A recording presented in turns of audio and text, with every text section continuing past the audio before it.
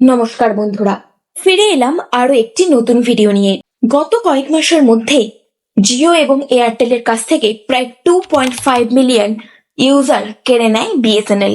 জিওর রিচার্জ প্ল্যানের দাম বাড়া নিয়ে গ্রাহকরা খুবই ক্ষুব্ধ, তাই বহু গ্রাহক ইতিমধ্যেই বিএসএনএল এ পোর্ট করিয়ে নিয়েছেন নিজেদের সিম কার্ড। তাই এবার জিও নিয়ে এলো নতুন 3টি রিচার্জ প্ল্যানের অফারগুলির সাথে পাচ্ছেন ডিসনে প্লাস, হটস্টার এবং জিও 7 প্রোর সাবস্ক্রিপশন ফ্রি।